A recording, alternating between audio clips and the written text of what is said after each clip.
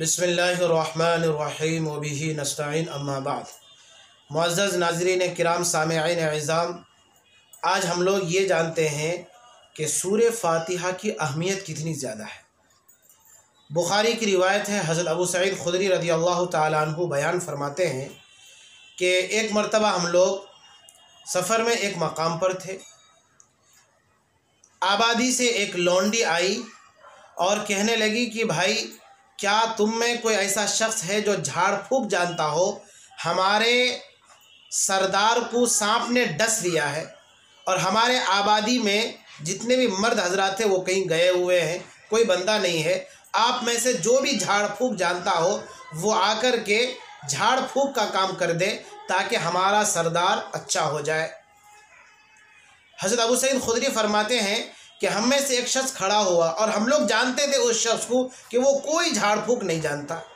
بہرحال وہ شخص گیا اور جانے کے بعد دم کیا۔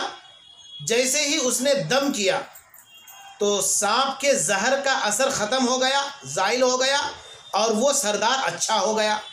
اور خوشی میں اس سردار نے ہم لوگوں کو 30 بکریاں عنایت کی اور دودھ بھی پلایا۔ حضرت ابو سعید خدری کہتے ہیں کہ جب وہ بندہ آیا ہمارے پاس تو ہم نے اس سے پوچھا کہ بھائی تم تو کوئی منتر جانتے نہیں، نہ تم کوئی جھاڑ پھونک کا کام کرتے ہو، تو کیا تم نے پڑھا کہ جس کی وجہ سے سانپ کے زہر کا اثر ختم ہو گیا اور سامنے والا اچھا ہو گیا؟ تو اس شخص نے کہا کہ کچھ بھی نہیں، بس میں نے سورہ فاتحہ پڑھ کے دم کیا اور اسی کی برکت سے اللہ تبارک و تعالیٰ نے سانپ کے زہر کے اثر کو ختم کر دیا اور وہ سردار اچھا ہو گیا۔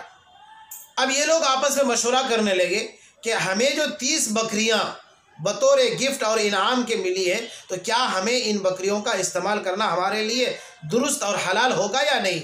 تو ہم نے کہا کہ چلو بھائی مدینہ جا کر کے سرکار دو عالم حضور پاک صلی اللہ علیہ وسلم سے معلوم کریں گے۔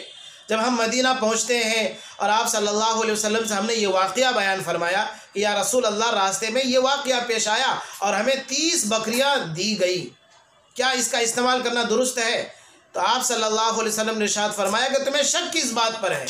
فرمایا کہ اقسمو، ان 30 بکریوں کو اپنے آپس میں تقسیم کرو، وَاضْرِبُوا لِي بِسَهْمٍ، اور اس میں میرا بھی حصہ متعین کرو۔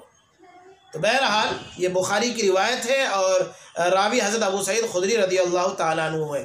تو اس سے ہمیں یہ سمجھ میں آیا اگر پورے یقین کے ساتھ، پورے اعتماد کے ساتھ اللہ پر بھروسہ کرتے ہوئے ہم